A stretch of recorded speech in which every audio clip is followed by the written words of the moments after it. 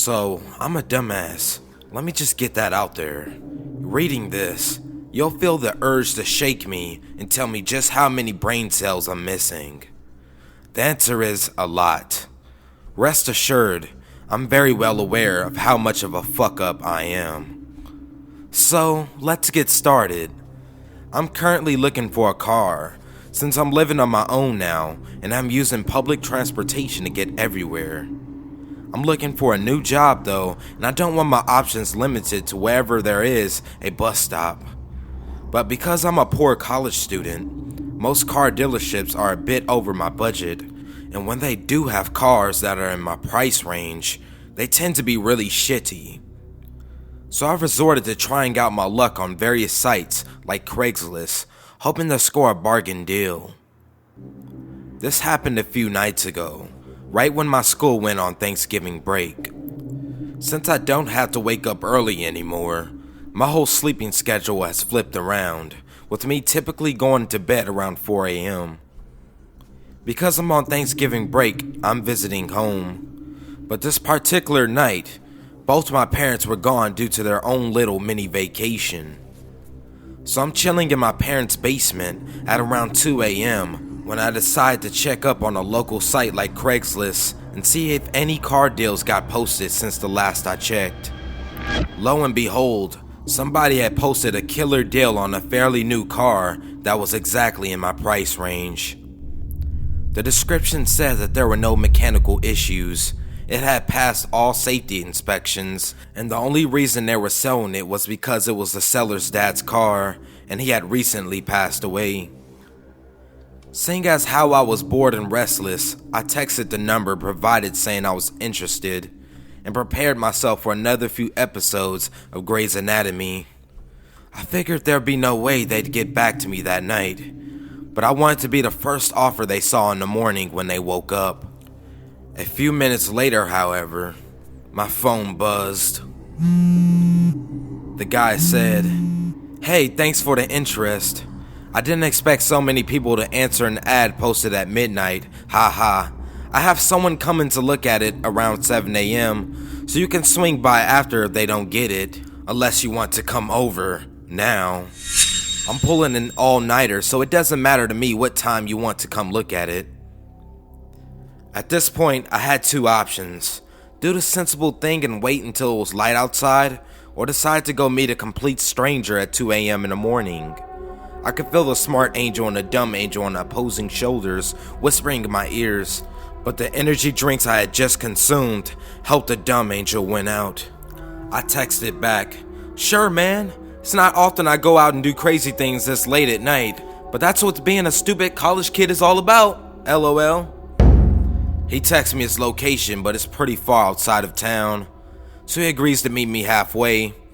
Luckily, I had my dad's car I could use to get there, since my parents had taken my mom's car. So I hopped in and drove to the address and arrived at about 3 a.m. The whole thing was exciting, and I kind of reveled in the fact that I was doing something kind of stupid. But I figured that taking a risk for such a great deal was how you got the good deals. The one thing that freaked me out was the place was super creepy. I parked in front of a parking garage and double-checked the address. Yup, it landed me to a really seedy part of town that was deserted even during daylight hours. Before I could even text him, I got a text saying, "I see you." I looked around and a figure came out of the parking garage, waving his hands. I got out of my car and got a look. The guy was tall, about 40 years old, and balding. He had pale white skin and a really strange smile. His whole face looked uncomfortable from how much he was grinning. Even in the dim light, I could see how yellow his teeth were, and while the lower half of his face was smiling, his eyes weren't. They looked dead. Hi, so good to see you. The car's parked in the garage, let me take you to it." He didn't even wait for me to introduce myself before physically grabbing my arm and attempting to steer me into the dark parking garage. I may be a bit of a dumbass sometimes, but at this point my alarm bells were going off. I wrenched myself free and tried to initiate a bit of small talk, but he kept shuffling around until he was eventually behind me and kept shuffling towards me as I talked, trying to push me into the parking garage. At this point, I knew something was way off. I tried to glimpse into the garage and I couldn't make out much, just a small red light a few feet off the ground. Focusing on the red light, I made out something that made my entire body feel like it slumped to the ground in dread.